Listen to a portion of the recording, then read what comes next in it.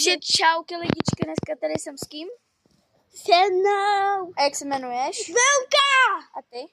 Max. A co dneska budeme dělat? Hádku kamosku.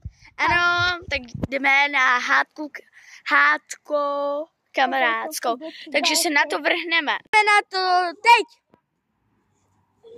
To nesi. Ty jsi opilé. Ty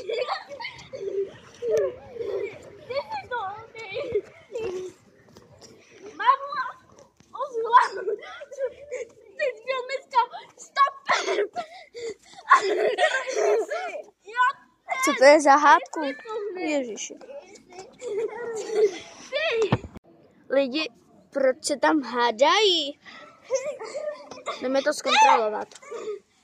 Hej.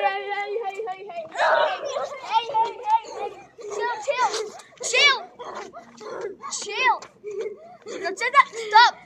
Proč se tady hádáte? Protože je opilé.